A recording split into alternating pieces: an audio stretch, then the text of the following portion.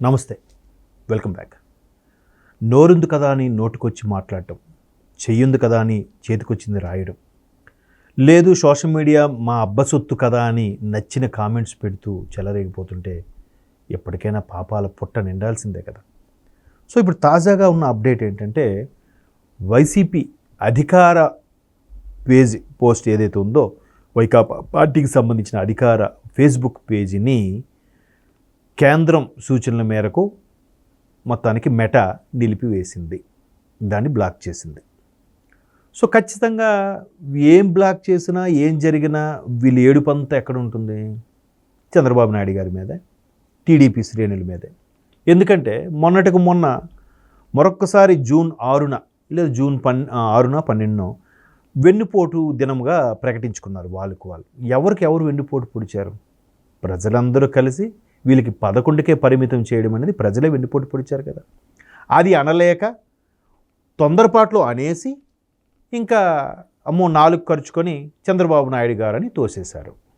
So అది అందరూ చూస్తున్నారు. మొన్న కూడా ఒక వైకాపా మిత్రుడితో మాట్లాడితే మామూలుగా సరదాగా, వాడు వైకాపా అని తెలియదు నాకు, వాడు పోస్ట్ చూసి ఏంటబ్బా నువ్వు ఈ జాడ్యంలో ఉన్నావా అని అడిగితే, మరంతే కదా చంద్రబాబు నాయుడు గారే కదా వెన్నుపోటు పొడిచింది అంటాడు. అంటే ఎంత నూరు పూసారో వాడికి చూడండి. సో వాడు కూడా బయటికి రాలేక, కక్కలేక, మింగలేక, అందులో కొనసాగలేక చంద్రబాబు నాయుడు గారి మీద, టీడీపీ మీద ఏడుస్తున్నాడు. ఎందుకంటే వేరే జనసేనలోకి భాజపాలోకి వెళ్దామంటే అది కూడా కూటమిలోనే ఉండిపోయింది. ఇంక ఊర్లో ఏదో బిల్డప్ చెప్తూ కాళ్ళు ఎగరేయాలి కాబట్టి వైకాపాలో కొనసాగుతున్నాడు. అంటే ఇలాంటి వేళే చాలామంది ఉన్నారు. అయితే ఇక్కడ కేంద్రం సూచన మేరకు మెటా దీన్ని బ్లాక్ చేసింది అన్నట్టుగా క్లియర్గా ఆ బ్లాక్ పేజీలో ఉంది. అది ఉండి కూడా మేబీ చదువు రాదు కదా, ఎందుకంటే వచ్చినా కూడా చూసి చెప్పడమే అలవాటు కాబట్టి. సో చదువు రాని వాళ్ళకి అది మెటా బ్లాక్ చేసిందని తెలిసినా కూడా చంద్రబాబు నాయుడు గారు గొంతు నొక్కేస్తున్నారు అని మాట్లాడుతున్నారు. ఎందుకు? కేంద్రం ఇచ్చిన చొరక వల్ల, కేంద్రం జలిపించిన కొరడా వల్ల అక్కడ కేంద్రం మీద గట్టిగా అనలేరు. అంటే ఏమవుతుందో, ఏ కేసు తిరగదోడతారో, ఏ సిబిఐని పంపిస్తారో, ఏ ఎన్ఫోర్స్మెంట్ డైరెక్టరేట్ పంపిస్తారో అని భయమో, లేదంటే ఈ మధ్యకాలంలో కాక్రోచ్ పార్టీ కూడా ఇండైరెక్ట్గా మద్దతు ఇచ్చారు. ఎలాగా?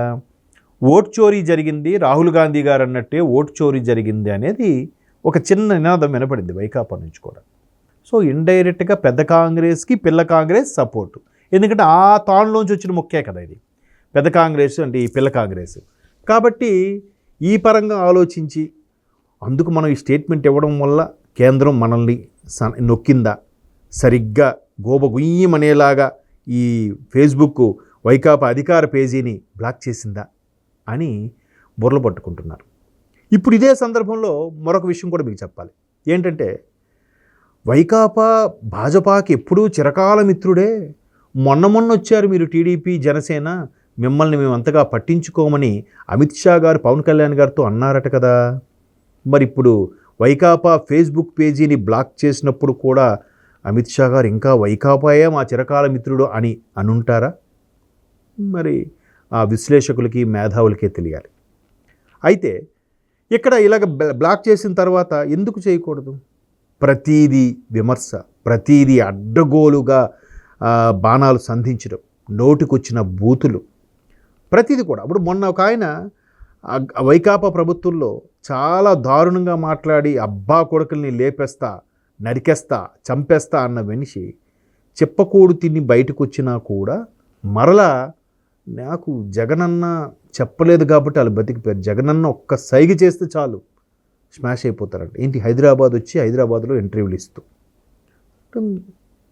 మరి ఏదో అంటే నేను పబ్లిక్లో ఉన్నాను, నేనంటూ ఒకటి బతికే ఉన్నాను సుమా, నేనంటూ ఒక నాయకుడిగా ఉన్నాను సుమా అని చెప్పుకోవడానికే కదా ఇవన్నీ, ఈ ప్రగల్భాలన్నీ కూడా. లేకపోతే ఎందుకు? అనవసరం కదా. ఇక్కడికి వచ్చి అప్పుడున్నప్పుడు ఏమి చేయలేక, చేవలేక మళ్ళీ ఈ ప్రగల్భాలేంటి? సో ఇక్కడ మరొక్కసారి భాజపా గోబగుయ్యమనేలాగా కొరడా జలిపించింది. ఇప్పుడు కక్కలేక, మింగలేక, అలాగని భాజపా మీద ఫిర్యాదు చేయలేక, భాజపా మీద ఎదురు స్వరం తిరగలేక ఇంత మీద ఇక్కడ సన్నాయి నొక్కులు నొక్కుతున్నారు. ఇక్కడ నాకు అర్థం కానిది ఏంటంటే, సరే కూటమి ప్రభుత్వం కదా ప్రస్తుతానికి ఆంధ్రప్రదేశ్లో ఉంది, ఎంతసేపు టీడీపీని తప్పితే జనసేనని విమర్శిస్తున్నారే తప్ప బీజేపీని ఎందుకు విమర్శించట్లేదు? అంటే కూటమి అంటే టీడీపీ జనసేనేనా? భాజపా అందులో లేదా? భాజపాగా రాష్ట్ర మంత్రులు లేరా? కేంద్రంలో కూడా టీడీపీ జనసేన కూటమిగా భాజపాతో కలిసి లేదా? ఎందుకు చేయట్లేదు? అంత ధైర్యం సరిపోవట్లేదా? మరి అన్న తోపు, తురుము, కింగు, టైగరు, లయను మొన్న కూడా ఒక ఆయన పోస్ట్ చేశాడు.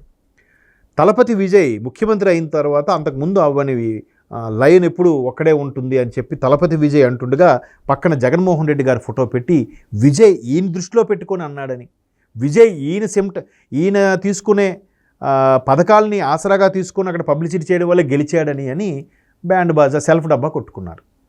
మరి అంతటి లైన్ కదా బ్లాక్ చేస్తే విడిపించుకునే సత్తా ఉందా? ఆ బ్లాక్ని అయ్యా మెటావారు మాది బ్లాక్ చేయకండి తీయండి అని వాళ్ళకి చెప్పే ఇది ఉందా? పోనీ వాళ్ళ వరకు ఎందుకు ఇక్కడ కేంద్రం గురించి మాట్లాడొచ్చు కదా, కేంద్రం మీద విమర్శలు చేయొచ్చు కదా. ఇదే కేంద్రము భాజపా ప్రభుత్వము చంద్రబాబు నాయుడు గారు చెప్పినట్టే వింటుందని కూడా అనొచ్చు కదా ఒక స్టేట్మెంటు. అలా కూడా అనలేకపోతున్నారు. చూసారా చంద్రబాబు నాయుడు ఇప్పుడు పవన్ కళ్యాణ్ అంటే చంద్రబాబు నాయుడు గారు చెప్పినట్టే సిట్ అంటే సిట్టు, స్టాండ్ అంటే స్టాండు, ఆయన ఎంత ప్యాకేజ్ ఇస్తే అంత ప్యాకేజ్ తీసుకొని పవన్ కళ్యాణ్ గారు మాట్లాడతారంట.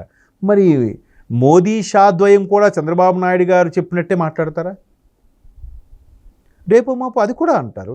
ఇప్పుడు యుఎస్ వరకు వెళ్ళింది ఒక కేసు, అక్కడ అమెరికా కోర్టు కూడా జలిపించింది. ఇక్కడ వీళ్ళు ఎవరెవరితో లావాదేవీలు ఉన్నారో అక్కడ కూడా ఎక్యూజ్డ్ ఎన్నో నెంబర్ పెట్టి జగన్మోహన్ రెడ్డి గారి పేరు పెట్టింది. ఆ యుఎస్ ప్రభుత్వం ట్రంప్ గవర్నమెంట్ కూడా చంద్రబాబు నాయుడు గారు చెప్తేనే చంద్రబాబు నాయుడు గారు లోకేష్ గారి యొక్క రెడ్ రాజ్యాంగం వల్లే పేరు యాడ్ చేశారా? అంటే ఒక విధంగా వీళ్ళు అలాగే మాట్లాడారు. ఒక విధంగా ఆ రేంజ్లో వాళ్ళు మాట్లాడితే అసలు చంద్రబాబు నాయుడు గారు లోకేష్ గారి రేంజ్ ఎక్కడో ఉందన్నమాట కదా. అంతే కదా, అమెరికా ప్రభుత్వాన్ని అమెరికా అధ్యక్షుని కూడా శాసించి జగన్మోహన్ రెడ్డి గారి మీద కేసు పెట్టండి అని చెప్పే అంత క్లోజ్ అంత ర్యాపో ఉందంటే చంద్రబాబు నాయుడు గారు గ్రేటేగా. సో ఇవన్నీ సొల్లు కబుర్లు, బూటకపు మాటలు ఇవన్నీ కూడా. ఎందుకంటే ఎక్కడ బ్లాక్ చేసిన తర్వాత మీకు ఏంటిది ప్రజాస్వామ్యం గొంతు నొక్కేస్తున్నారు అని ఆ విధంగా మాట్లాడి తిరుగుబావుట ఎగరేయాలి తప్ప. ఇప్పుడు అభిజిత్ ఆప్కే ఉన్నాడు కదా, కాక్రోచ్ టీము వ్యవస్థాపకుడు, వాళ్ళ కూడా ధైర్యంగా మాట్లాడలేకపోతున్నారే. వాడు ఒక చిన్న సోషల్ మీడియా నుంచి వచ్చిన వాడు ఆయన. అటువంటి వాడు మాట్లాడినట్టు కూడా మీరు మాట్లాడట్లేదు. ఎంతసేపు రాష్ట్రం లోపల అది కూడా టీడీపీని విమర్శించడానికే మేసాలు మెలేయడము, తొడలు కొట్టడము ఇవన్నీ చేస్తున్నారు. ఏదో ఎంఎస్ నారాయణ తొడగొట్టినట్టు, బాలయ్య గారి సినిమాలు తొడగొట్టినట్టు కాదు ఇక్కడ. సో ఇప్పుడు వీళ్ళు మాట్లాడే పదజాలానికి, వీళ్ళు చేసే న్యూసెన్స్కి ఆల్రెడీ ఒక మెట్టు ఒకటి స్టార్ట్ అయింది. 1000 మైళ్ళ దూరమైన ఒక అడుగుతో స్టార్ట్ అవుద్ది కదా. స్టార్ట్ అయింది, మెల్లమెల్లగా అవుతుంది. చూద్దాం. సరైన గోబుగుయ్యమని సౌండ్ ఉదరాత లాగా మెటావాడు కొట్టాడు. దాని మీద క్లియర్గా కేంద్రం ఇచ్చిన సూచనల మేరకు బ్లాక్ చేశాను కూడా చెప్పాడు. ఎందుకంటే మెటావాడికి తెలుగు రాదు, అఫ్కోర్స్ ట్రాన్స్లేట్ చేసి చూసుకోవచ్చు అనుకోండి. అమ్మో ఇదేంటి బూతులోనే వాడికే షాక్ అయి ఉంటాడు. అందుకే కేంద్రం సిఫార్సు మీద ఇమీడియట్గా బ్లాక్ చేసి పడేశారేమో. మరి కేంద్రం ఆధీనం ఎవరి ఆధీనంలో ఉంది? వాళ్ళని కదా ప్రశ్నించాలి, వాళ్ళని కదా అడగాలి. ఈ సోకాల్డ్ పేటీఎం బ్యాచ్ మాట్లాడమనండి, వాళ్ళిద్దరి మీద విమర్శలు చేయమనండి. అమ్మో చేయరు. ఎందుకంటే వైకాపా సూచనలు, అమ్మో మీరు ఏమైనా కూడా చంద్రబాబుని, పవన్ కళ్యాణ్ కానీ బీజేపీని ఎవ్వరు ఏమనొద్దు, మనం ఇలా కూడా ఉండలేము ఇంకా అని ఒక భయం ఉన్నట్టుంది. అందుకే ఏమనట్లేదు. చూద్దాం మరి ఇంకా దీన్ని ఇంకో యాంగిల్లో ఆలోచించి 2-3 తర్వాత ఇంకో కొత్త పెంట పెడతారు. అది కూడా మనమే చూస్తాం.